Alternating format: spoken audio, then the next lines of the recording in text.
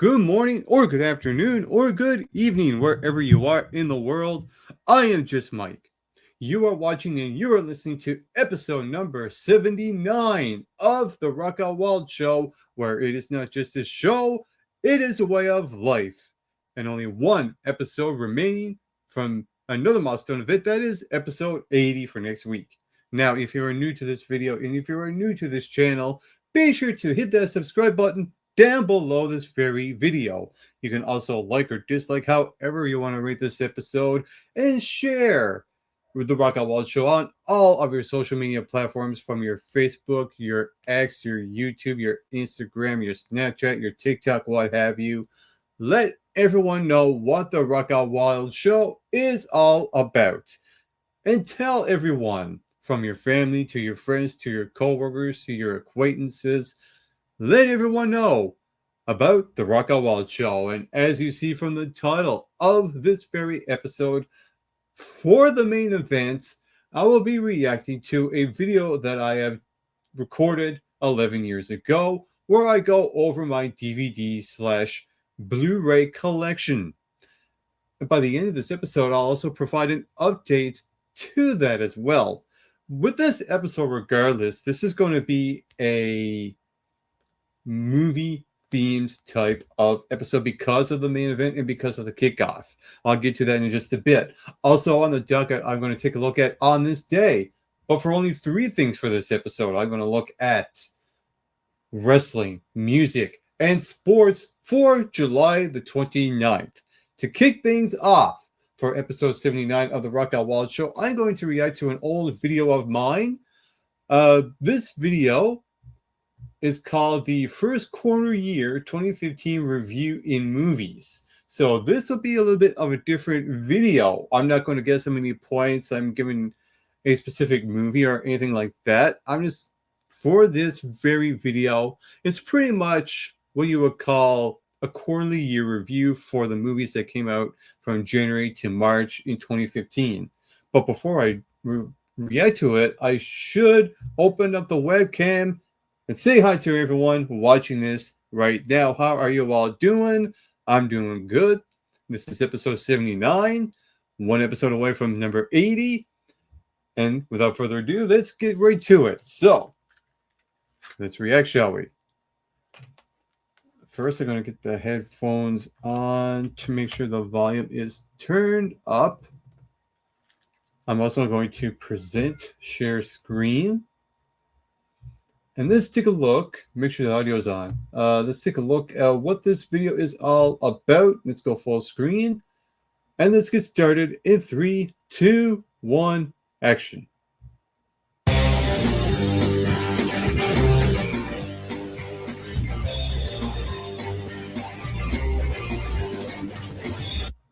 It has been hyped up for a week now. It is finally here. The quarter year of 2015. A look back in the movies so far this year from January to March. Now that the quarter year is done, we're starting to get into the summer movies, and it kicks off with Furious 7, which I will go see this Saturday, and I'll get the review up this Sunday. But this... I will make a quick pause. I did react to Furious 7 last week, so that movie won't be a part of this quarterly review. That's just something I just happened to say there. Video is about their quarter year from January to March, and what I liked and what I didn't like so far this year in movies. And I have to say, 2015 is really disappointing in movies, I find. I know every year that, that cycle always happens where you have January, the bad movies, the stink-up joint movies, and it still continues into February with some good ones. And then March, it starts to light up a little bit. There's a light at the end of the tunnel, and then you get into the summer months like April, May, June, July. So with that being said, right now I'm going to give you my best movie of the quarter year and the worst movie of the quarter year. All right. Now, there has been a lot of really bad movies in 2015, I have to say. movies such as The Boy Next Door, Yeah. The Loft, Yep. The Woman in Black 2, Angel of Death, even Vice, and some mediocre ones like Wild Card, A Most Violent Year, Cake, Black Cat, Take a 3, Black Sea, you name it. But overall, when I look at of all the really bad stink up joint movies in January, it's definitely Mordecai. Yeah. And Yeah, that the was really reason bad. why I'm picking Mordecai not only for the worst January movie, but the worst movie of the quarter year is because I did not see anyone acting really good in the movie at all. It was so much of a cartoon, I just couldn't take it seriously. Yeah. What in the world happened to Johnny freaking Depp? I have no freaking clue. This was an abomination of all abominations that took place inside Abomination. This movie was so bad. I mean, you can literally still smell the stink coming out of it. And it's April. Good Christ almighty. I could go on and on about Mordecai, but enough with the negativity. The best movie of the quarter year is Kingsman, The Secret Service, and the reason why I really enjoyed this movie is because it knew exactly what it was. It was a throwback to James Bond, even throwing Austin Powers, and all those other type of action spy movies that really stand the test of time. And I think this is one of those memorable movies that will go down not only in the quarter year of 2015, but 2015 overall. I have a feeling this movie will stay for the rest of the year as one of the greatest in 2015. Yeah. And with that being said, there were some other great movies that came out. You know, you had Selma, a very powerful movie that came out in January. That was a limited release. Mm-hmm. You also had American Sniper, same thing, a limited release in 2014. Yep. But I could still say that it's still a 2015 movie. And you also had Predestination. That was a really well executed time travel movie starring Ethan Hawke and Sarah Snook. And the way the dialogue they had back and forth was absolutely tremendous. Mm-hmm. And also in February, you had McFarlane, a good story movie. Very underrated. Kevin Costner, you just can't do no wrong with that guy at all.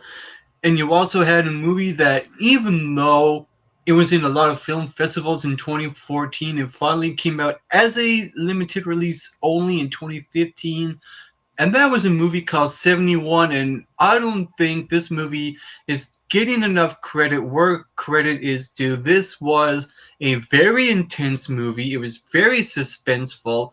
You just couldn't help but root for Jack O'Connell. He's a very sympathetic character.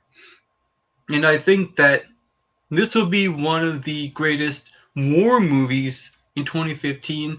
But there is also another one coming out this year starring Ethan Hawke. And I think those two are going to be competing for the best war movie of 2015. But we'll see how that goes in the near future. In March, you know, I only saw 4 movies in March. That's bad.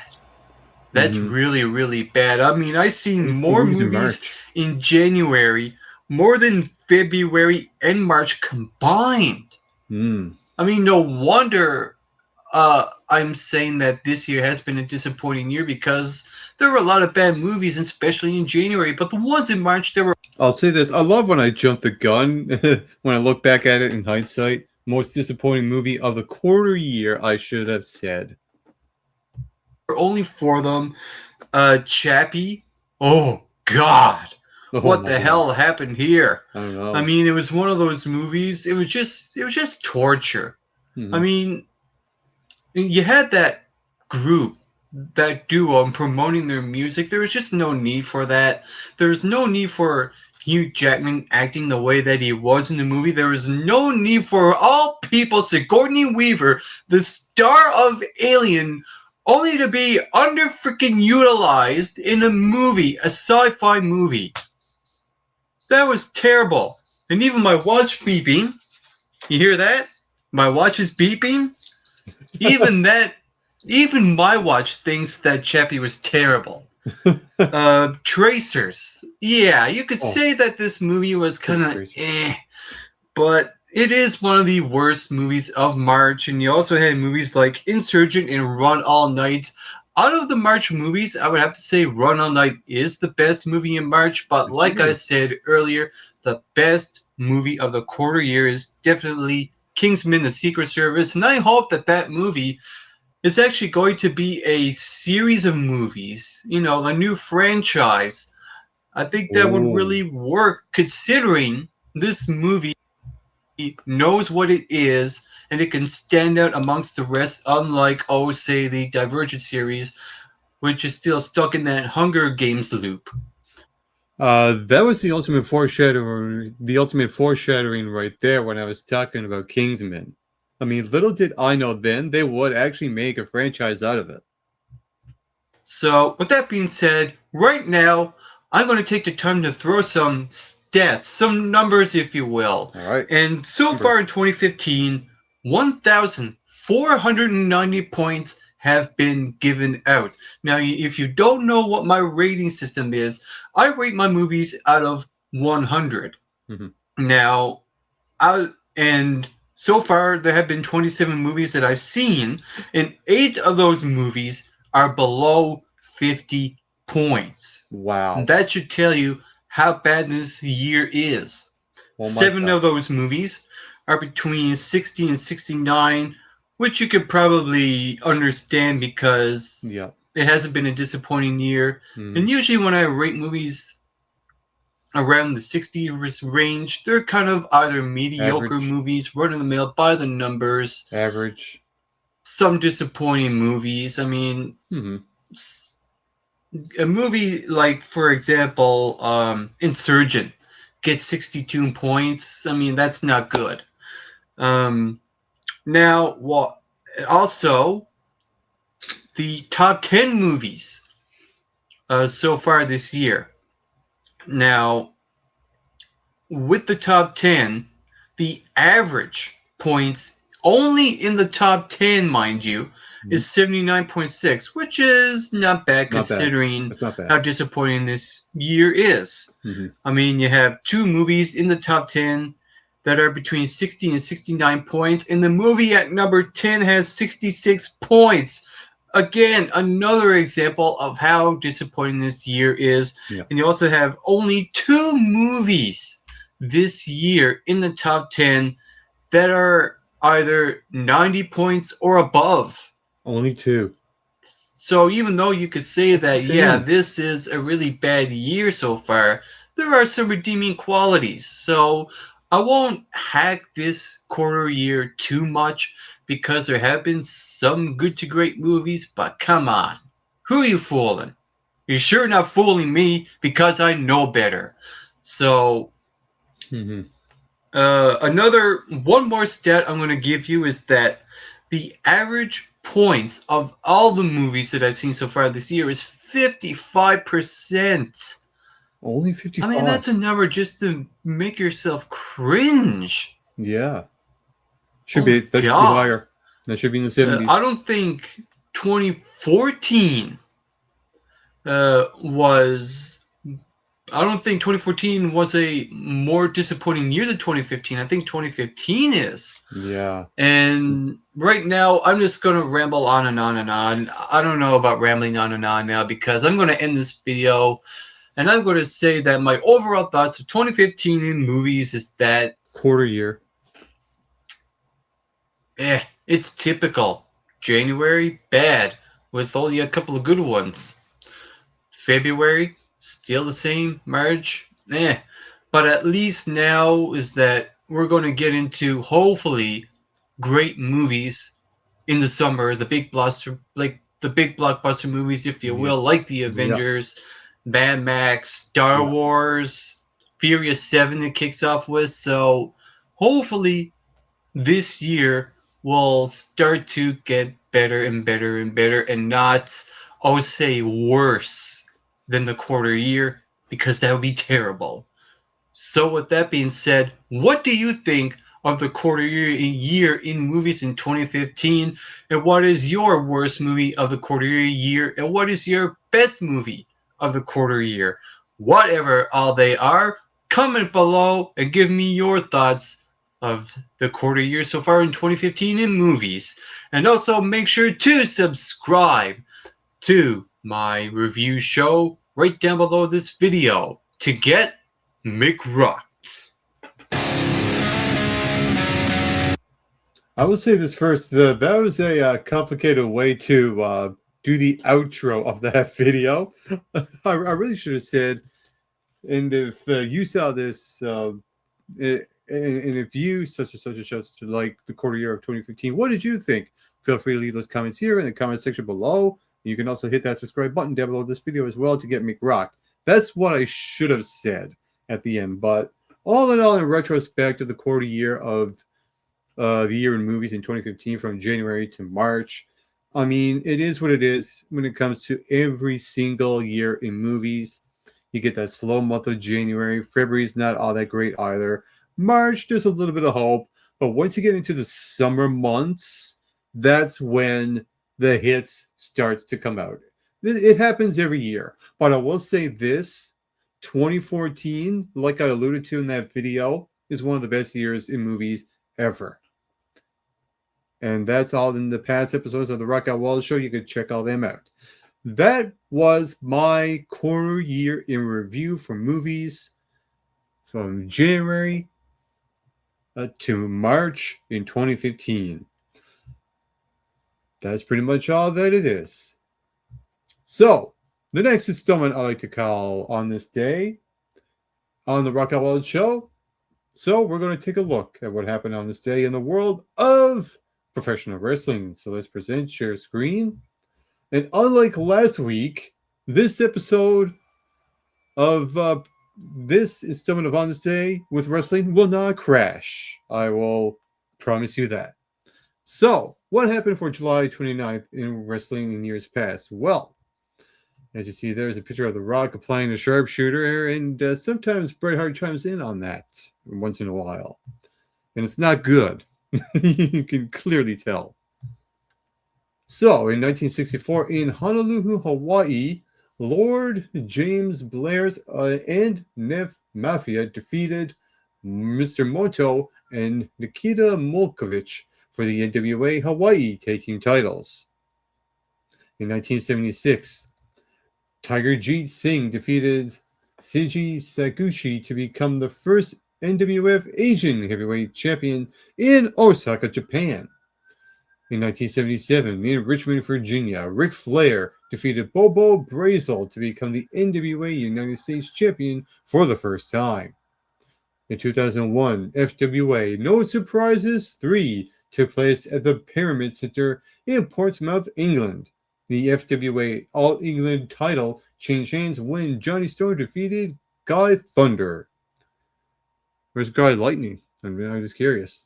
In 2002, WWE Monday Night Raw was held in Greensboro, North Carolina.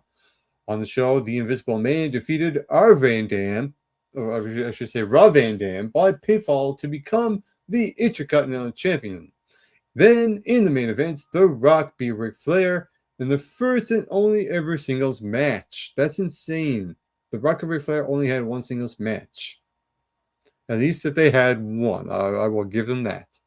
In 2006, at APW Gym Wars in Hayward, California, Dana Lee defeated Derek Sanders to win the APW Universal Heavyweight Championship. Lee was immediately stripped of the title after the match due to actions in the APW boot camp. Also in 2006, CZW Tournament of Death V took place at the Breakaway Caravan in Simsdra, Delaware. The first round matches were three-way elimination matches. The second round matches were four-way double elimination matches, and the final was a single elimination four-way match. And that's a look at the round one here. We got Brandon Prophet and Nick Gage eliminated Andy Summer in a barbed wire ropes and lights tubes match. Then we have JC Bailey and Drake Younger eliminated Lobo in a light tubes and barbed wire spiderwebs match. That sounds complicated. Brain Damage and Necro Butcher eliminated Toby Klein in a barbed wire ropes fans bring the weapons match. And Denny Havoc and DJ Hyde eliminated Johnny Zandig in a barbed wire ropes, barbed wire boards, and panes of glass match. That's hardcore right there. And in the semifinals, we got Nick Cage and Brian Damage eliminated Brandon Prophet and Necro Butcher in a fans bring the weapons match. And also Drake Younger and JC Bailey eliminated DJ Hyde and Danny Havoc in a lights, tubes, ladders, and lemons match. Wait, who brings lemons to a wrestling match? I'm just curious. And in the final match, it was Nick Cage defeating Brian Damage, Drake Young, and JC Bailey in a light tubes, panes of glass, and fans bring the weapons match. In 2007, at the PGW Giant Size Annual Number 4, held in Burbank, California, El Generico and Kevin Steen defeated Pac and Ryder Strong to become the PWG Tag Team Champions. And then in the main event, Bryan Danielson won the PWG title after beating El Generico. And if you're wondering who El Generico is, well, it's none other than, well, it's not Sami Zayn, I will say that. In 2007 also, NJPW Lockup took place at the Korakuen Hall in Tokyo, Japan. On the show, Toru Yano defeated Kanatra Kanimura to win the WEW Heavyweight title. In 2011, Mickey Knuckles defeated Jessica Havoc in the main event of AIW Girls Night Out 4 in Lakewood, Ohio, to become the AIW Women's Champion. In 2012, on day 31 of the NJPW 40th Anniversary Tour held in the Korakuen Hall in Tokyo, Japan, Kota Ibushi defeated Loki for the IWGP Junior Heavyweight title. Then in the main event, Prince Devitt retains the NWA World Historic Middleweight Championship in a match against Volador Jr. In 2015, at the taping of Impact Universal Studios, Orlando, Florida, the Wolves, Davey Richards and Eddie Edwards, defeated Brian Myers and Trevor Lee to win back the TNA World Tag Team titles that they lost to the same team at the previous day tapings. Also on the show, Gail Kim defeated Awesome Kong, Brooke Tesmacher, and Lita Tapa in a four-way match to win the TNA Knockouts Championship. In the main event, Team TNA, Bobby Lashley, Bram, the Wolves, and Drew Galloway defeated Team Global Force Wrestling, Brian Myers, Chris Mordetsky, Eric Young, Jeff Jarrett, and Sanjay Dutt in a winner-take-all lethal lockdown match. The win gave full control TNA to Dixie Carter, ending the first TNA GFW invasion angle. In 2016, VPW Vendettiversary VII was held at the Radisson Hotel in Santa Maria, California. On the show, Greg Hernandez defeated Will Roberts and Mike Rain in a three-way match to win the NWA Vendetta Pro Wrestling Triforce title, and then Alexander G. Bernard and Jimmy Mayhem outlasted the teams of Shane and Shannon Ballard, Espiritu and Vintage Dragon, and Holodead and Thunder Rosa in a four-way tag team match to win the NWA Vendetta the Pro Western States tag team belts. In 2018, Brian Christopher Lawler had passed away at the age of 46. He committed suicide. Lawler had earlier been arrested for driving under the influence and evading police and was found dead in his cell at Harnum County Jail, Tennessee. In 2018 also, three titles changed hands on day 11 of the AJPW Summer Action Series in Osaka, Japan. The Bodyguard defeated Ryoshi Sai for the AII Asia Heavyweight title. Ninyowa Nomura and Yuma Ayoji took the All Asia Tag Team titles from Wan Akima and Yui Najata. In the main event, Zeus beats Kento Mahara to become the AWPW Triple Crown champion. Oh my God, if I butchered any of those last names, I am so sorry. In 2019, WWE Monday Night Raw was held in Little Rock, Arkansas. The OC, it's actually Arkansas, by the way. I'm just revisiting the past. I'm just saying. The OC, Carl Anderson and Luke Gallows defeated the Revival, Dash Wilder and Scott Dawson, and the Usos, Jimmy and Jey Uso, to win the WWE Raw Tag Team Championship titles. We have some notable wrestling birthdays for July the 29th. We have Scott Steiner, who was born in 1962. He's fat. And born on this day, July 29th, 1933, Captain Lou Albano. And those are all the big headlines for professional wrestling for July the 29th. Now let's take a look at what happened in years past for July 29th in the world of music. As you see, there's a picture of John Lennon. His interview causing an uproar in America. On this day in music, July 29th, 1966, the U.S. Teen magazine Datebook published an interview with John Lennon, who controversially said of the Beatles were bigger than Jesus now. His words caused a media firestorm in the U.S., where many Christians were outraged. Protesters condemned the Fab Four and publicly burnt Beatles records. The interview, conducted by Maureen Cleave, had first appeared in London's Evening Standard to little fanfare earlier that year. I mean, when you say you're bigger than Jesus, that is a bold statement to make. I am just saying. In 1974, 32-year-old singer Mama Cass Elliot passed away in London from heart failure. Born Elliot Naomi Cohen in Baltimore, Elliot performed with a group called the Mugwumps before teaming up with John Phillips and his wife Michelle in the New Journeymen. The group would evolve into the Mama and the Papas, one of the key purveyors of West Coast sunshine pop in the mid to late 60s. When the group split in 1968, Elliot pursued a solo career. In 2019, rapper Lil Nas X made chart history when his infectious single "Old Town Road" spent 17 weeks at the summit of Billboard Hot 100.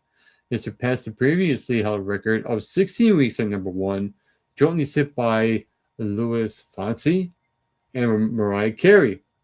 The rapper, who was born Montreal Lamar Hill, pioneered a new laid-back hip-hop style dubbed country trap. He cut the song in a day using a backing track he purchased online for $30. In 1967, The Doors began a 3-week run at the top of the Billboard Hot 100 with Light My Fire, a song taken from their self-titled debut, the single which crystallized the psychedelic and sexual revolutions that defined the swinging 60s. Caused controversy for singer Jim Morrison's use of the word higher, which many saw as a reference to drug use. And then some decades later, Creed took us higher. That's all I'm going to say. In 1965, the Beatles' second feature film, Help, premiered at the London Pavilion. The musical comedy, which followed the success of A Hard Day's Night, was a much larger production than its predecessor, finding the band and director Richard Lester shooting in a variety of international locations. The film's soundtrack doubled as the Beatles' fifth studio album. In 1966, at the height of his fame, Bob Dylan, everybody must get stoned. Anyway, that's enough of that. Bob Dylan lost control of the 500cc Triumph Tiger motorcycle in Woodstock, New York, when his rear wheel seized up and sent him flying over the handlebars. Oh my God, the way that's described. That's unbelievable. The singer-songwriter suffered several broken neck vertebrae, and his near-death experience made him more reclusive. So Bob Dylan, sometimes you never know what someone goes through in life. We have some notable wrestling birthdays. For July 29th, we have Patty Scalaffa from E Street Band, who was born on this day in 1953. Rush! Geddy Lee from Rush was born on this day, July 29th, 1953. Born in 1957, Paul Denon from Sade and Sweetback. From Thin Lizzy and Whitesnake, John Sykes was born on this day in 1959. Martin McCarrick was born on this day in 1962. He's from the band Therapy. Miles Hunt from the Wonder Stuff was born on this day in 1966. Born in 1972, Simon Jones from The Verve. Born in 1973, Wayne Morris from Boyz II Men. And Danger Mouse from Gnarls Barkley was born on this day in 1977. And those are the big headlines in the world of music.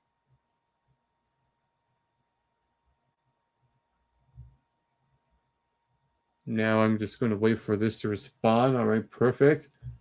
Now for the final thing for on this day, we're going to take a look at sports. Nothing but sports for July the 29th. In 1751, first International World Title Prize fight, Jack Stack of England defeats challenger and Petit of France in 29 minutes in England.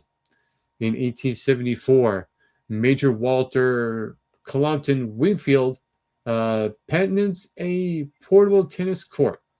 In 1899, Southern California Golf Association forms. In 1906, Ford's Tour de France won by René Potier of France. In 1908, St. Louis Browns future Baseball Hall of Fame pitcher Ruby Waddell strikes out 16 Philadelphia A's in a 5-4 win against his previous team at Sportsman's Park II, St. Louis. In 1911, Boston Red Sox, Joe Wood no-hits St. Louis Browns 5-0. In 1915, Pirate Honus Wagner at 41 hits a grand slam home run. In 1921, Cleveland's 125th anniversary celebration, Cy Young, age 54, pitches 2 innings. In 1924, Paul Runyon wins PGA, the golf championship. In 1928, 23rd Davis Cup, France defeats the USA in Paris 4-1. Also in 1928, Cleveland Indians score 17 in the first 2 innings to defeat the New York Yankees 24-6 at the Dunn Field, setting a record with 24 singles in one game. Also in 1928, International Lawn Tennis Challenge, Paris, France. Home team retains title as Henry Cochet defeats American Bill Tilden 9-7, 8-6, 6-4 for a 3-1 lead, ends 4-1. 1934, 28th Tour de France won by Antoine Magny of France. Also in 1934, PGA Championship Men's Golf, Part CC. Paul Runyon wins the first of his 2 PGA crowns, defeating Craig Wood in 38 holes. In 1935, International Lawn Tennis Challenge, Wimbledon, 3rd straight GB title as Pat Hughes and Raymond Tuckey beats Americans Wilmer Allison and John Van Ryn 6-2, 1-6, 6-8, 6-3, and 6-3 for an unaccessible 3-0 lead, ends 5-0. In 1938, Olympic National Park is established in Washington State, featuring the longest underdeveloped coastline in America. In 1940, SV Urk Dutch soccer team forms. In 1944, MLB Cincinnati Reds, Frank McCormick hits a home run off New York Giants, Ace Adams in both games of a doubleheader. And ignore the kids outside my window, if you will. They're a bunch of savages. In 1948, King George VI opens the XIV Summer Olympic Games at Wembley Stadium in London. In 1950, Pee Wee Reese hits the 3,000th home run for the Dodgers.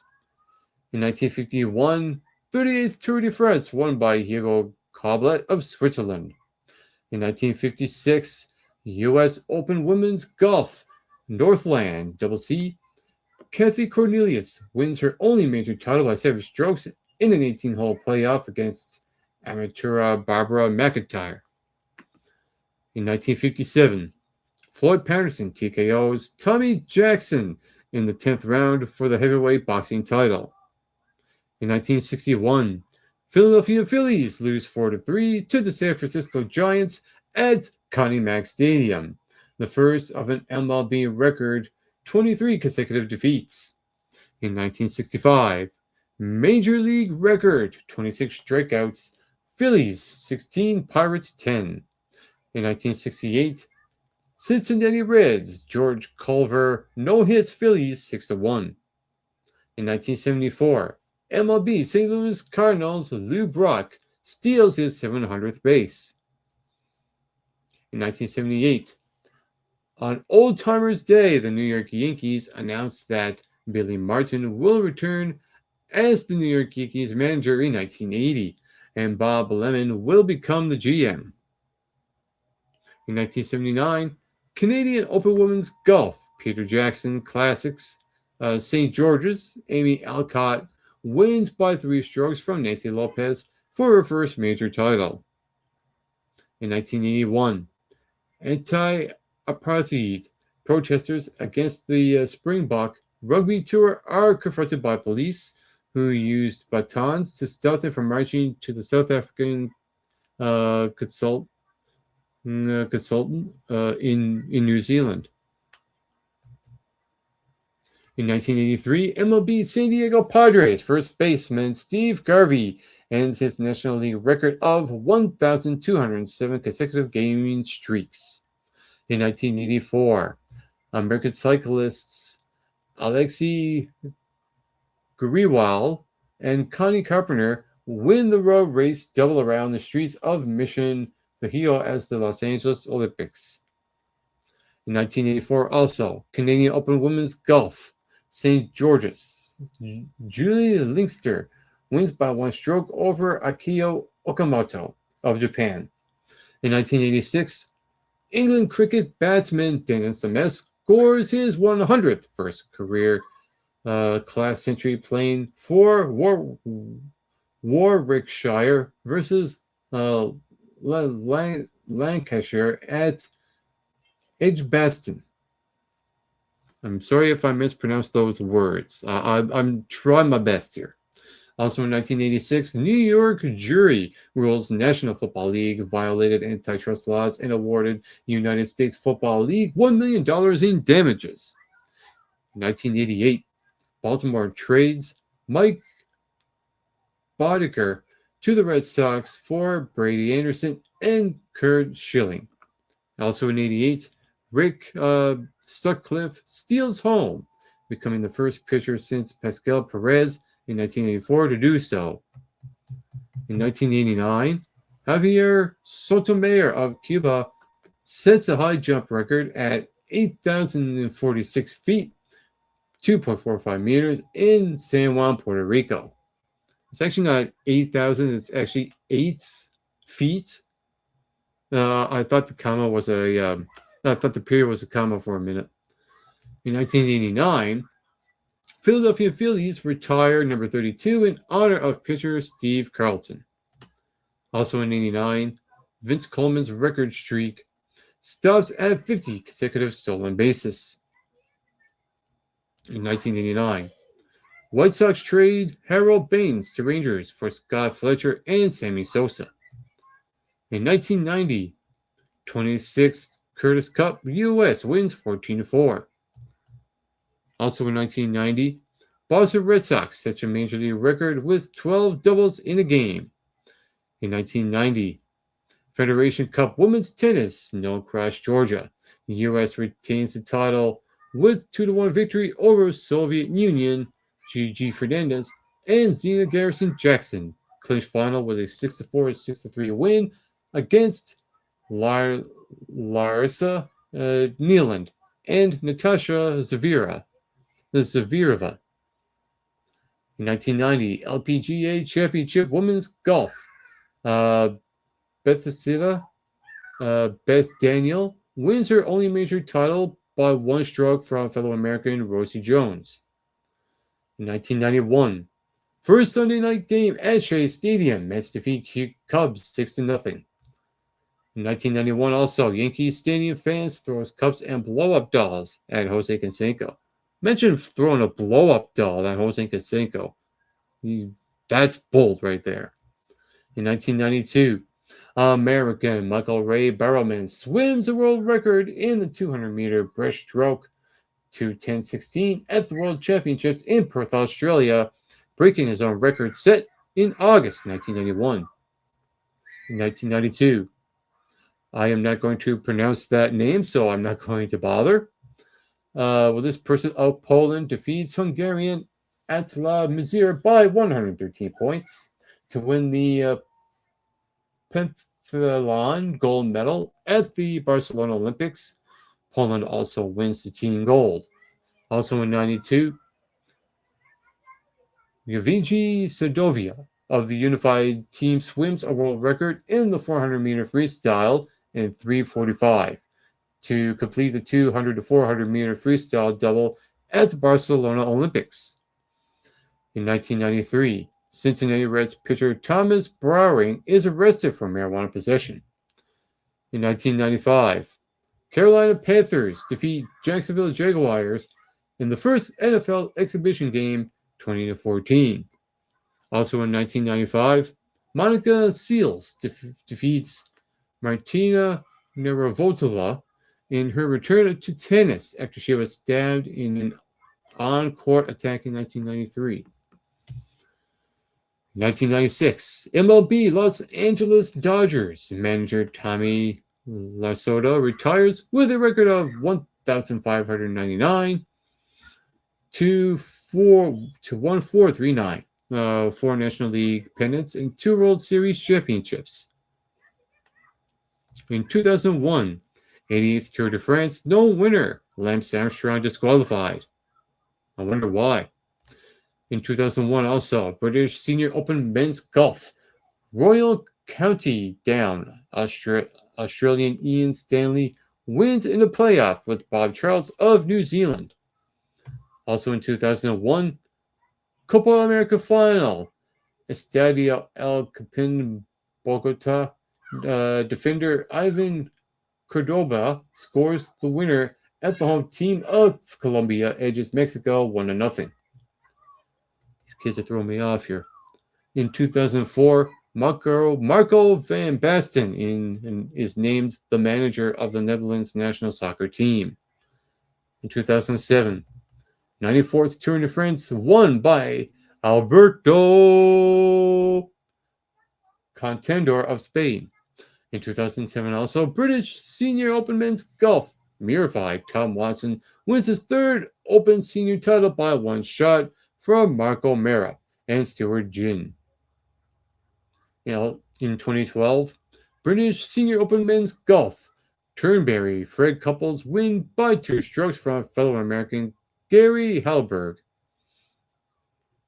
In 2013, British Senior Open Men's Golf, Royal Birkdale, American Mark Wiebe wins in a playoff against Bernard Langler of Germany. In 2014, Chicago Cubs player John Baker scores in the bottom of the 16th for a 4-3 win over the Colorado Rockies at Wrigley Field in the longest game. 6 hours, 27 minutes in Cubs history. That is insane. In 2017, Brian Ortega wins fight of the night against Renato Monaco at UFC 214. In 2018, British Senior Open Men's Golf, St. Andrews Spaniard Miguel Angel Jimenez wins by 1 shot against defending champion Bernard Langer of Germany. Also in 2018, Chipper Jones, Alan Trammell, Trevor Hoffman, Vladimir Guerrero, Jim Thome, and Jack Morris are inducted into the Baseball Hall of Fame, Cooperstown, New York. Also in 2018, Tour de France, Geraint Thomas becomes the first Welshman and only the 3rd Briton to win the Tour defeating Dutchman Tom Dumoulin by 1 minute and 51 seconds. Peter Sagan wins Green Point's jersey. In 2021, Australian canoeist Jessica Fox wins the inaugural Women's C1 slalom gold medal at the Tokyo Olympic Games with a time of 109.96 seconds.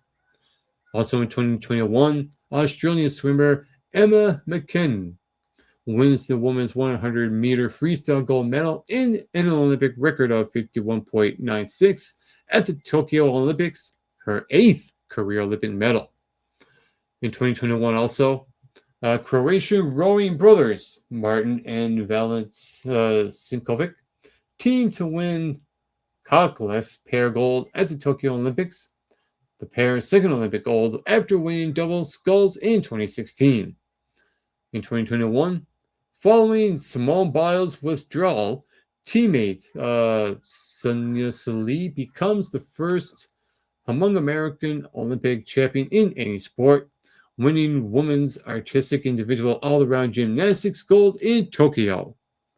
In 2021, Russian backstroke swimmer Evgeny Rylov wraps up the 100-200 meter double with an Olympic record of 153.27 in the longer event at the Tokyo Olympic Games.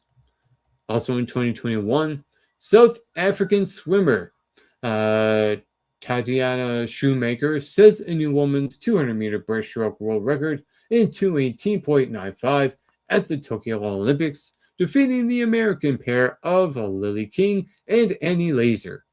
In 2024, British cyclist Tom Pidcock successfully defends his Olympic mountain bike cross-country gold medal at the Paris Games with a time of 1:26.22 seconds. And in 2024, Michael Jung of Germany wins his third Olympic individual eventing gold medal on Chipmunk FRH at the Paris equestrian venue at the Chateau de Versailles.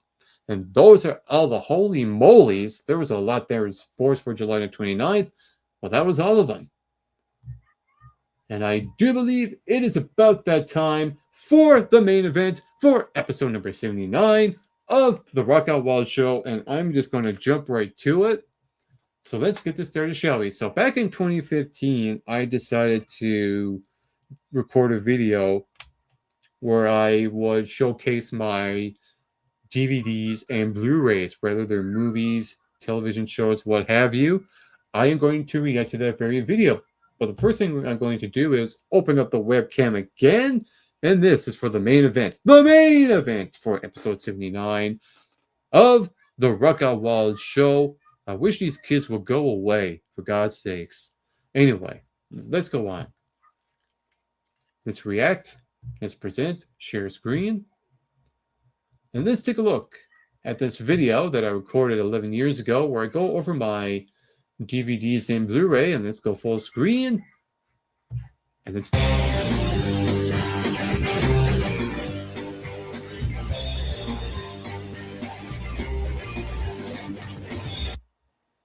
Hey, what is up and how's it going, all movie fans in the movieverse?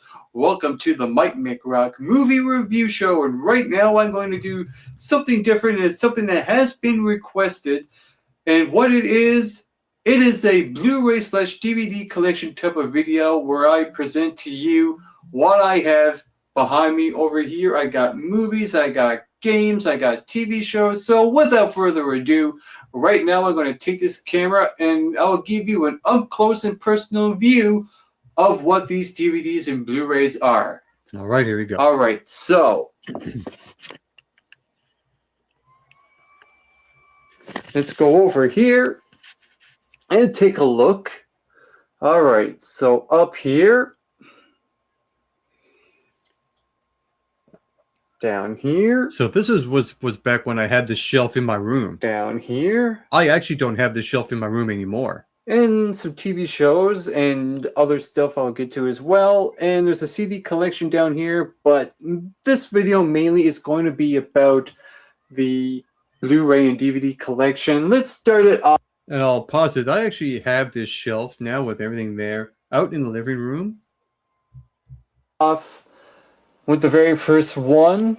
This is 4 movies into one. We got Two Soldiers, Barriers, 6:30, and Hard. I never saw any of these movies, so I can't really go into detail about that.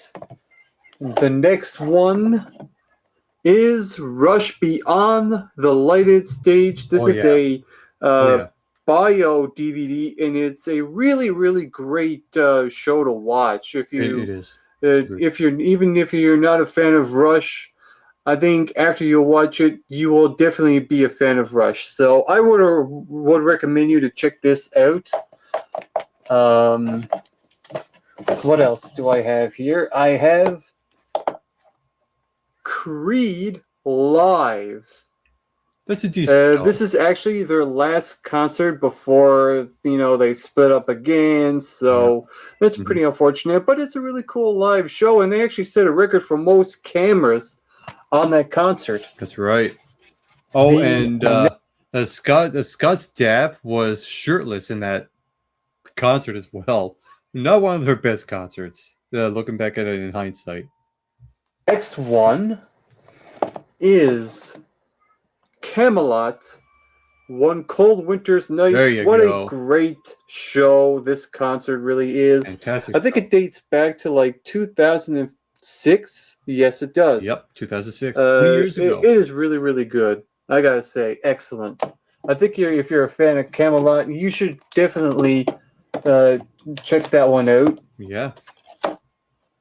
Also, we have the Rolling Stones, Let's Spend the Night Together. I never really saw this concert, but, it's the Rolling Stones. Come on. It is the Rolling Stones. They're the band that's been on the go for over 50 years and counting. We also got Crazy Taxi. And I reviewed Nintendo GameCube. I reviewed that on the Rock and Roll Show. What an awesome game this is. I mean, seriously. It's definitely one of the best. Yep.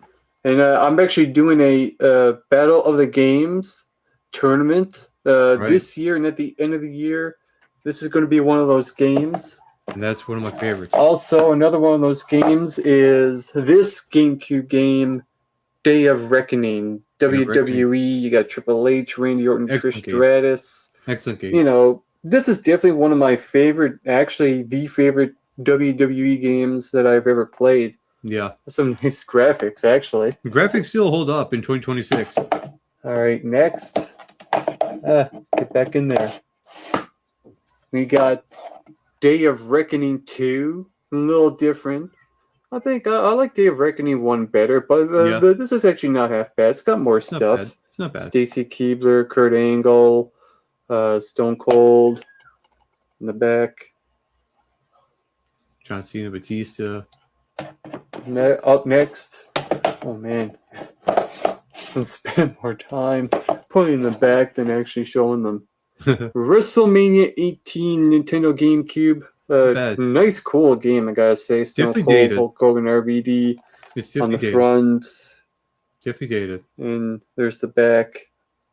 But an enjoyable game. Here's a game here called Medal of Honor. Now, I know for Xbox 360, never really played this game at all. Never even so I can't really say anything about that. Never got around to it. WWE 2K12. WWE 12 with Randy Orton on the front. Oh, by the way, today is Randy Orton's birthday, so happy birthday to him. April 1st. It's an alright game. I never played it a lot. But this one I have played quite a few times. Yeah, WWE 2K13 with CM Punk on the cover. That's a good one. It's nice. It's a pretty cool game, I gotta say, and one that came out, I think it was like last year or the year before. The Rock 2K14. It's not bad, I think I like 2K13 a little better. And we got some comedy stuff like Jeff Dunham, Control Chaos with his puppets, Walter, Aquaman, the Dead Terrorist, and Peanut. It's actually pretty nice. Only saw it like maybe once, once or twice. Yeah. Jeff Dunham Mining the Monsters, another one I only seen once or twice. Actually quite funny. So you got the Pino and Stick, and you got Bubba J as well. Geek. What else? I've actually watched the Christmas one. It's actually quite good. Jeff Dunham, Spark of Insanity, another great one as well. And then we get into the movies, the really good stuff here. All right, let's kick it off with 300, starring Gerard Butler. You know, this is one of those fantasy movies and stuff like that. It's actually quite nice. You know, really cool special effects and stuff. You know, it was cool when it came out. This is Sparta. This is. And you got 2012. You know, the big epic, taking the word out of context type of movie. Chiweedle is my favorite actor in this movie. Actually, it's actually quite good. Really enjoyed that movie. I don't think a lot of people give that movie a lot of credit. Here's a classic comedy here. Analyze this. You want the manager? Here's the freaking manager, starring Robert De Niro and Billy Crystal. All right. And all these are in alphabetical order, if you noticed. That's right. Yep. And then you got Angels and Demons. Another good movie starring Tom Hanks. You get the gist. All right. Next one is Armored. Armored, yep. I'm just going to let that phone ring.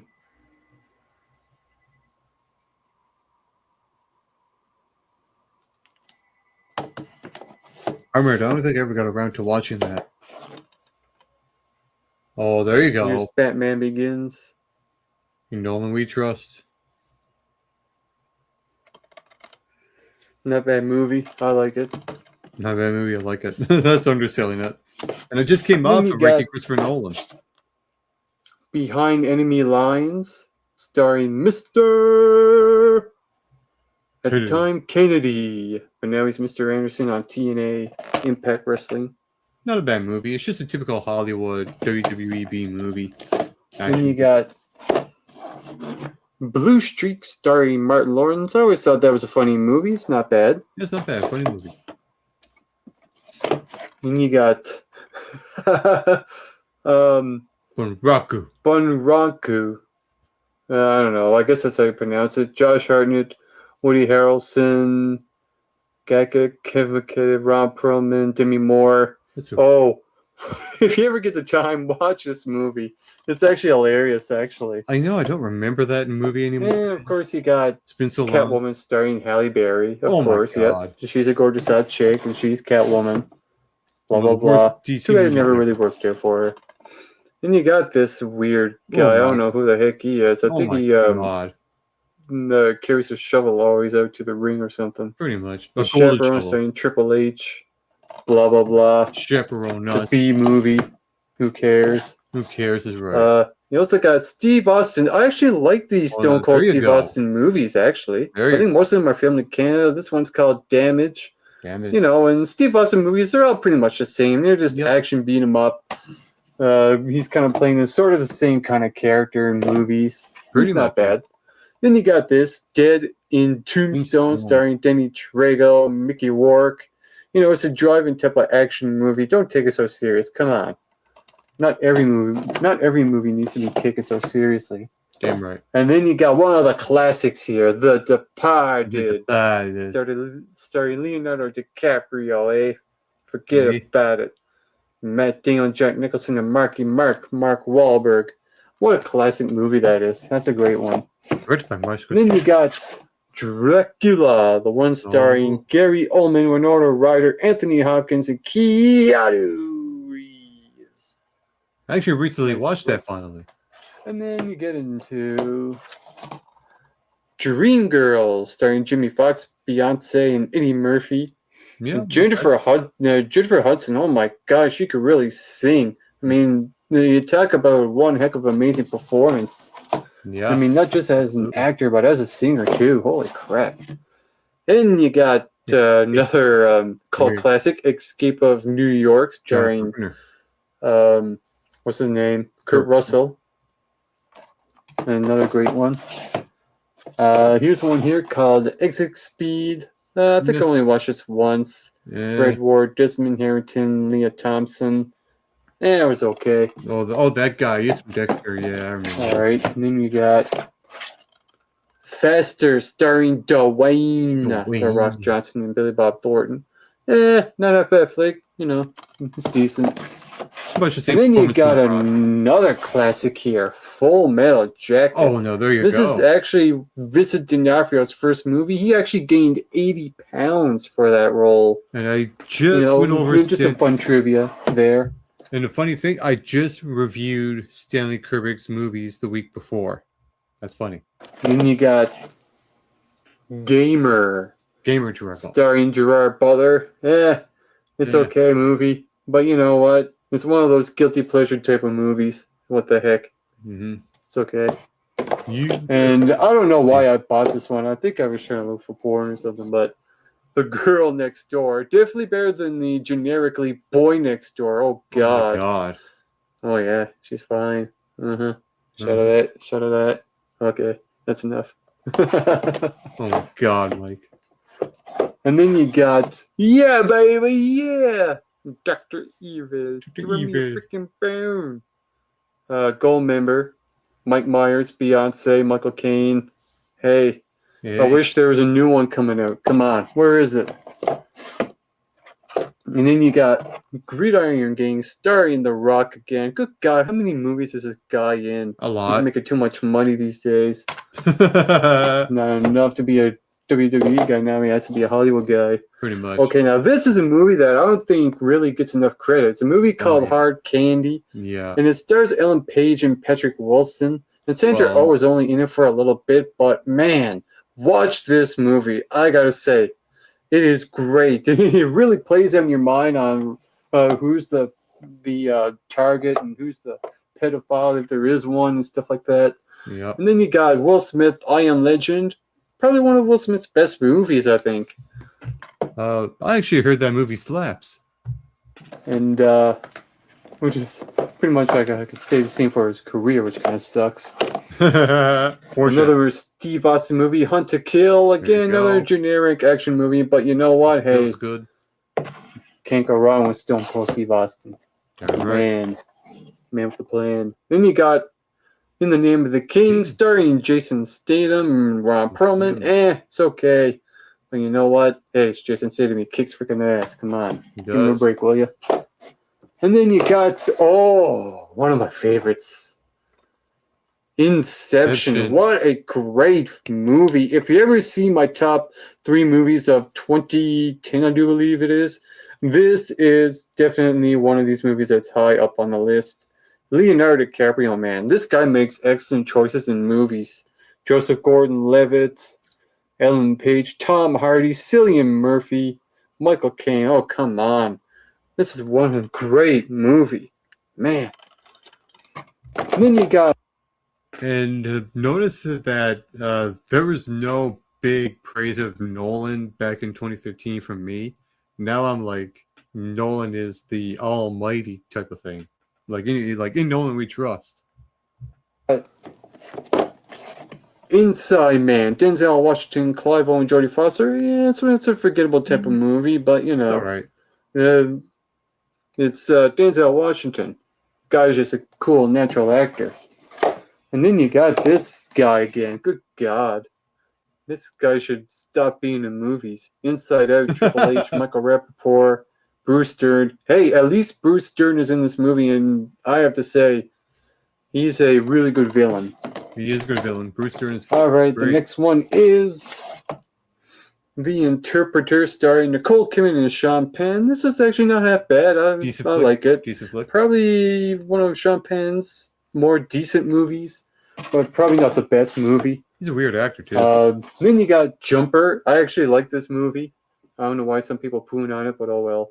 I don't know. Yeah, it's good. Yeah. from the director of The Bourne Identity and Mr. and Mrs. Smith. Oh, Mr. and Mrs. Smith, come on. But The Bourne Identity, yeah. Yeah. So I could definitely see why it gets mixed reviews, but it's definitely actually one of my favorites. Way better than Chronicle. April Fools. Oh my God. And we got Hey, Chronicle's great. Kiss of the Vampire. I don't know if I actually watched this movie. I don't think I've gotten around to it yet. All right, next row. Next row. We got another Steve Austin movie. Knockout. Knockout. Not half bad. I don't remember it. And we got The Last House on the Left. Mm. Oh, that rape scene in the movie is kind of torture. Yeah. But hey, I actually had to sit through that. It's a horror flick, you know. It is a horror flick.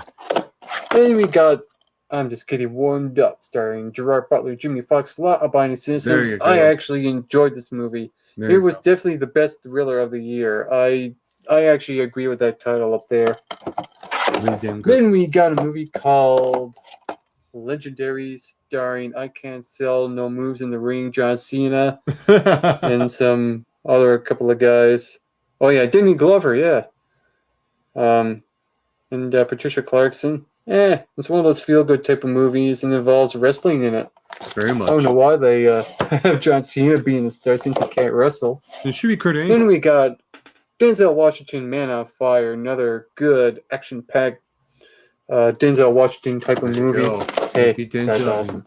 Well, at least with this one, The Marine, starring John Cena, was that he actually does look like a Marine. Yeah. So, you know, this role is kind of tailor-made for him. It It's is. a cool action movie if you ever want to flick it on. The only good Marine movie. It's better than that.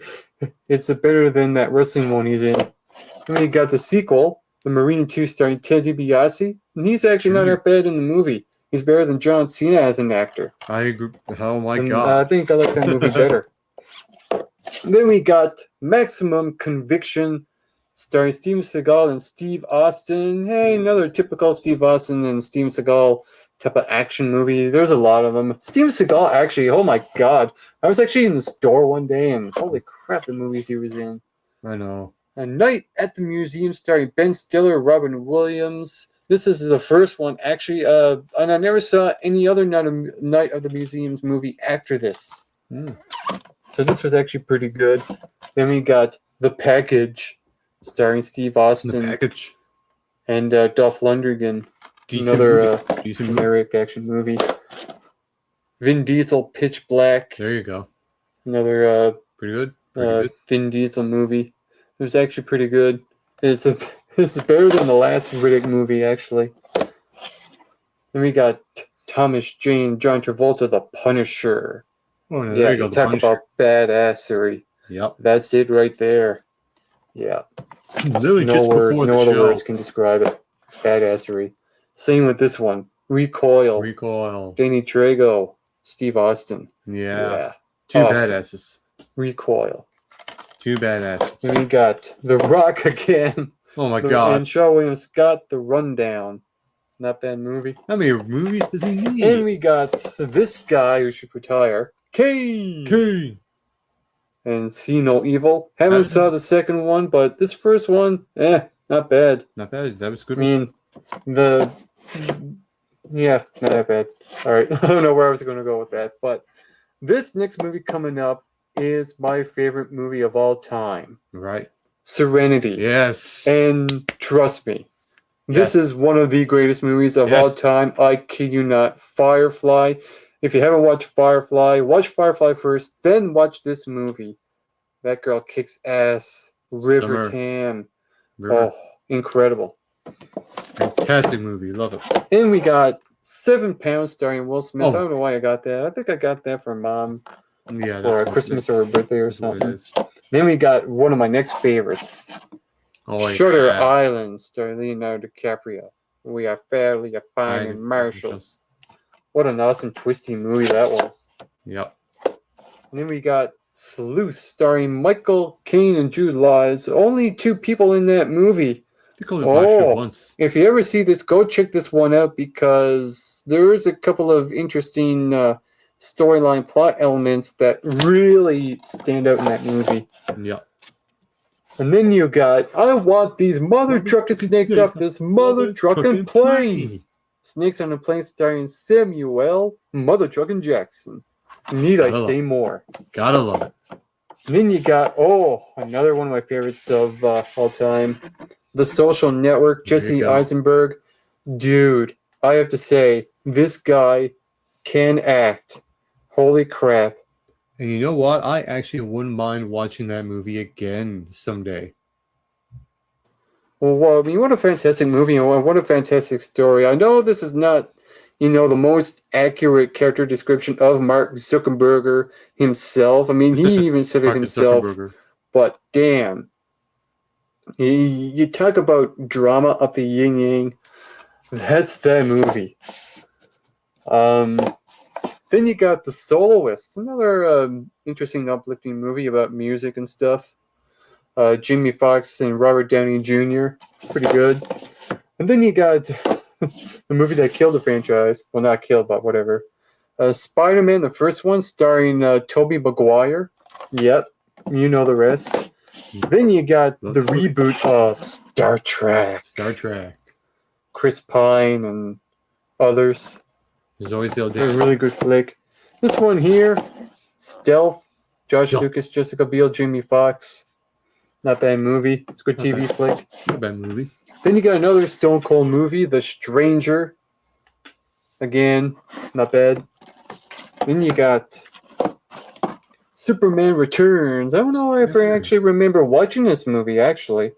But I might have to watch that one day. Then you got Surrogates starring Bruce Willis. Yeah, it was okay at the time, but the more you think about it, it's another Bruce Willis cash grab. And then you got The Taking of Pelham 1, 2, 3. It's a remake. Denzel Washington, John Travolta. Really love those two actors. Look at that badass John Travolta guy. Holy crap. He looks scary. All right, next one. Underworld Rise of the Lycans. Another cult classic in the underworld of movies. See what I did there? Yeah,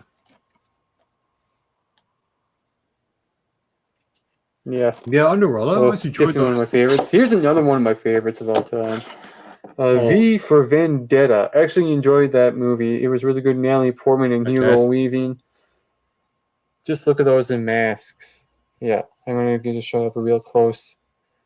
It almost looks like the Hacker Group Anonymous or something.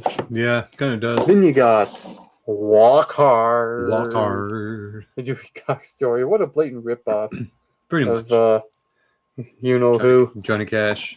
Yeah, here's what it is. Johnny Cash. And you got a movie called Whiteout starring Kate Beckinsale. It was okay. Nothing special. You're not going to remember that movie in T-minus 10 minutes. Yep, already forgotten. I know I'm stealing that for someone, but hey, I'm doing it. Jeremy Johns. Then you got The Wolfman. I actually like this movie. I don't know why people complain about that one. I didn't mind it. You got Benicio del Toro and Anthony Hopkins. It was actually quite good. I liked it. I like that one. Then you got The Wrestler. Mickey Rourke. Starring, what's his name? Mickey Rourke and Marissa Tomei, Evan Rachel Wood. Not bad. All right. Then we got some WWE and TNA stuff. Right. Not sure to be anyway. CM Punk, Best in the World biography. That's a good documentary. Not bad. Hey, get back in there. Come on. Then you got CM Punk again, the Best in the World. It's Ring of Honor days.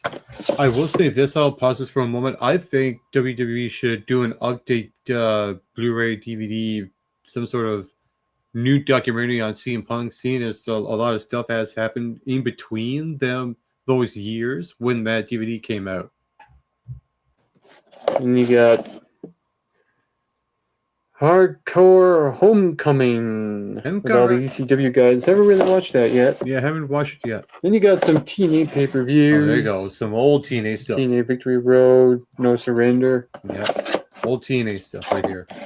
And you got TNA Battle for Glory. Yep. Sting's on there. Angle, Jeff Jarrett, whatever. TNA Final Resolution.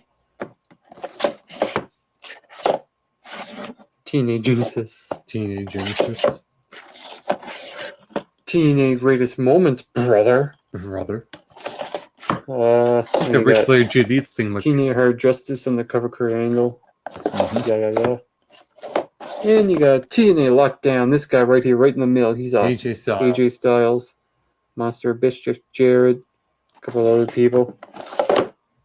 And you got TNA Lockdown. Christian, Kurt Angle, Sting, Scott Steiner.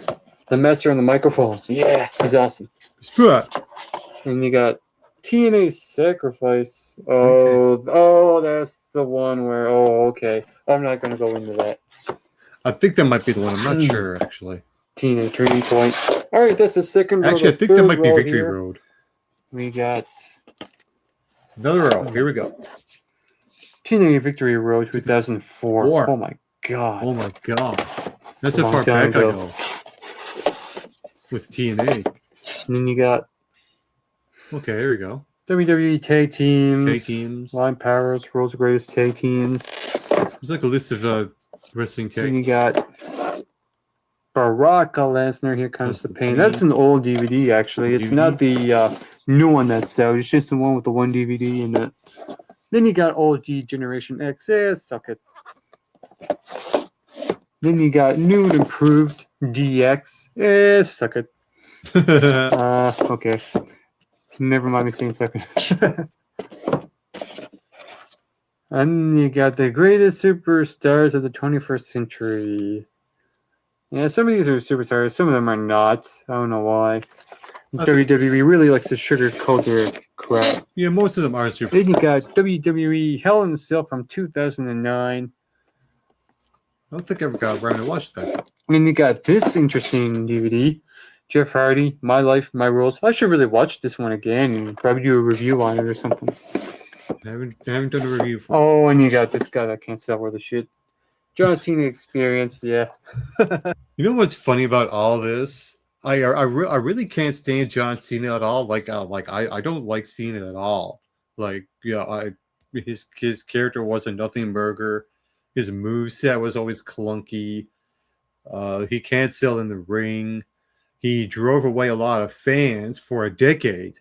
I mean, those are the reasons why I can't stand Cena. Oh, and he always wins. It was Super Cena. He kicks out at 2.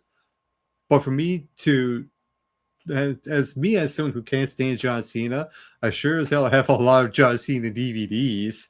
The biggest contradiction of all time. Hey, that was a John Cena mark then. Don't sue me. At one point. And John Cena again. Oh my god. My life. Okay, enough of this guy, I hope. Then you got Judgment Day. And no, SmackDown pay-per-view back when they had. And no, not the wrestling group they have. This was actually a pay-per-view. Judgment Day was actually a pay-per-view, if you didn't know. Had brand pay-per-view. SmackDown has a pay-per-view and Raw has a pay-per-view. So that's pretty neat. Then you got 50 years of the WWE. This is actually not bad DVD, you know. It's like, you know, the whatchamacallit, when you really go back in time and really learn about the WWE. The list, top 50 greatest finishing maneuvers in WWE history. Not a bad list. These lists are rigged. Yeah, they never favored. WWE top 100 moments in Raw history. There you go, not bad. And here's a pretty good bio piece. I like this one. Rob Van Dam. Oh. One of a kind. I'm thinking I should watch that again because it's been a long time since I watched some of these videos and those documentaries. Then you got, The Rock. Dwayne Johnson. That's a good It's a biography. That's actually documentary. That's pretty good. All right, back in there. Then you got some pay-per-views and bios. This is mostly pay-per-views and bios, by the way. WWE Royal Rumble 2010. Then you got Stone Cold Steve Austin. Another bio piece. I actually enjoyed this Stone Cold one. It actually covers a lot of stuff from his ECW days and WCW stuff. And then you got Survivor Series. I think this is like 2006 or something. Oh my God, that's 20 years ago. Where they actually had 3 5-on-5 matches, and now they just I miss those 5-on-5 classic Survivor Series matches. I do. barely have one these days. Yeah, barely WWE have in this one. day sucks today. Then you got Taboo Tuesday from I'm not sure what year. Does it say? Probably in the 2010s. Sorry, might be taking so long, but 2005. Oh, 2005. Holy crap! That's 10 years ago. That was way up. Where's the time go? Like 21 years. Then you got top 25 WWE rivalries. That's That's a not really bad list. I like it. That's a I'm really not really complaining overall about that. I actually done a review up for that. Then you got Triple H, God himself, God a himself. biography on him. Okay. Thy kingdom come, thy will be done on earth as it is in heaven. Blah blah blah. Oh my God, Mike. Then you got the top 50 incidents in WWE. Oh my God! Oh my God, Joey Styles. Then we have the WWE top 50 superstars of all time. This list really sucks. I mean, they got like Hulk Hogan at number 20 something, and not like not even in the top 5. Who's Christ almighty? That's stupid. And then you got the True Story of WrestleMania. It's not a bad movie. It's well done. It's another documentary. Another doc. Then we got the best of SmackDown from 1999 to 2009. I actually like that. I might do a review on that one day, actually. Maybe one day. It's got like moments and matches in its full length. That's awesome. Then you got WrestleMania 22. A lot of these are on Netflix right now, actually. Best hardcore WrestleMania match of all time in Mick Foley versus Edge. Really, really good. One of the best. So that's awesome. I also have WrestleMania 25, and I have this for a reason, only because of Undertaker versus Shawn Michaels. Yep. Hailed as the best WrestleMania match of all time. Yes. And I also have WrestleMania 28. You had the famous Hell in a Cell match in Venera, which should have been where Undertaker probably could have lost, and it wouldn't hurt him. No, it wouldn't. And John Cena and The Rock, the first encounter ever. Yep. Solid. All right. Overall. All right, get back in there. Time for the Blu-rays. And there's only a few here, so let's get this going. I actually have more. And the first one here, Buffy the Vampire Slayer, Season 8. This is actually a motion comic, and it's actually done pretty well. And I like how it picks off with the at the new high school. Mm-hmm. And you got the cabin in the woods. Let's watch one of my favorite horror movies of the 2010s. Freaky Joss Whedon movie. Gotta love it. It's a horror flick. Love it. You get the idea. Then you got The Dark Knight Rises, starring Christian Bale, and Gary Oldman, and Michael Caine, and Tom Hardy as Bane. No, it's not the I don't know why they put an English accent on him. Weird. And then you got, in my opinion, the best Nicolas Cage movie. Probably is only a good one. And John Travolta as well. Face Off. Excellent movie. And then you got The Reunion starring John Cena. I don't know why I got that. I don't know why I got that either, honestly. And then you got Tactical Force starring Steve Austin. Probably my least favorite Steve Austin movie, but it's not really saying much. Yeah. I like Damage. It's the best one. Bruce Willis, Tears of the Sun. I haven't got around to watch that, I don't think. And then we got The Thing, John Carpenter's. Haven't really watched that. I might get around to that eventually. Believe me when I say this, eventually I did watch The Thing more than once. I think I watched The Thing around 3 or 4 times. One of the greatest horror movies ever made. Get into the TV shows. Dollhouse Season 1, Joss Whedon. What a fantastic show that is. It is great. I recommend any sci-fi people to watch that. Too bad it only lasted for 2 seasons. Yeah. There's season 2. Because this is really an underrated type of show that really should get a lot more credit where credit is due. Absolutely. What a great show. Did I fall asleep? And you got this cult classic, Firefly, There it Nathan is. Fillion, Summer Glau, Adam Baldwin. No, he's not a Baldwin brother. And a lot of people, even Lawrence Fishburne's wife, Gina Torres, Alan Tudyk. Yep.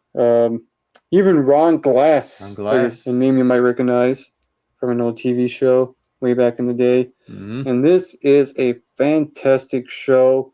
If you like Westerns, I would highly recommend this show. And it has some sci-fi elements. It's really something out of Star Trek. If you like Star Trek, you'll like Joss Whedon's Firefly. It does have Star Trek. It has a real good cult following. It's more of a Western. And the movie Serenity would not exist if it weren't for the amount of fans of Firefly. Yep. All right. So what else do we got? Avenged Sevenfold, Living in the Dark. Epica Retrospect, band, live concert. You get the rest. Fantastic live concert. Camelot. Okay, that's just a CD. I'm not CD, going over. DVD. I'm not really going over CDs for this. One of Camelot's last CDs. Yeah, I'm not really going over CDs for this. Lacuna Coil. Broken Crown Halo. That's a CD.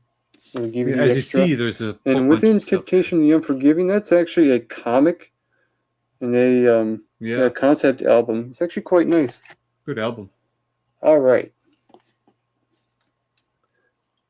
Buffy the Vampire Slayer Season 7. Yep. Buffy the Vampire Slayer Season 6. I have all of them. Buffy the Vampire Slayer Season 5. You'll probably get the idea where this is going, by the way. Yep. Buffy the Vampire Slayer Season 4. I think I have all of them there. Buffy the Vampire Slayer Season 3. Season 3, yep. And I we have all got of them there. Buffy the Vampire Slayer Season 2. Fantastic season. And last but not least, Buffy the Vampire Slayer Season 1. Where it all started. What a fantastic show. Fantastic show. Angel Season 1. I don't have Angel Season 2 with me. It's up at the other house. But Angel Season 3. Very good season. Angel Season 4. Not the best season ever. What a season that was. Gotta watch it. Angel Season 5. The best season ever. And then we get... I'll actually do this one in order. The scene as there's a lot of seasons of this show. Alright. We got Charmed. The first season. Love Charmed. The Three Witches. Charmed. The second season. Don't like that season much. Then we got Charmed. The third season. That's a pretty good season right there. That stars Alyssa Milano, Holly Marie Coons, and Shannon Doherty, by the way. But after the third season, they had a replacement, and there was Rose McGowan. As you can see. Yep. Season 4 was actually all right, too. We got Charmed, the fifth season. Fifth season was not bad. Could be better, though. Charmed, sixth season. That was okay. Charmed, seventh season. That's a really good season. Charmed, the final season. That's hit or miss. So that is my DVD Blu-ray collection. Hope you guys liked it. And with all that being said, I am Mike McRock for the I'm going to say McRock and Bolt. For the Mike McRock movie review show. Get plenty of rest and always do your best. So, that was my video on my Blu-ray and DVD collection from 11 years ago. Now, a lot has changed. And I mean a lot has changed since that video. I will actually do a episode in the future where I update my Blu-ray and DVD collection because I have plenty I have right now that I never went over yet. I will do all that for a future episode of the Rock Out Wild show. But looking back at that video in hindsight, that's a good way to start. And I will use that tool to know exactly what movies that I already have, and I will show you my updated collection. This has been episode 79 of the Rock Out Wild Show. I'm going to leave you all with a quote, and it goes something like this. Caring deeply for others is a beautiful quality, but it becomes unhealthy when you believe it's your job to rescue everyone. Some people can only change when they've decided that they are ready. No amount of love, advice, or sacrifice can do that work for them. You can support people without carrying responsibility for their choices. Protecting your own well-being doesn't mean you've stopped caring. It means you've learned the difference between helping and losing yourself. This has been episode 79 of the Rock Out Wild Show, and I am your host, just Mike, and I just went 90 minutes with this. Oh my God. But on a final note too, all of you watching and listening to this all around the world, get plenty of rest and always do your best.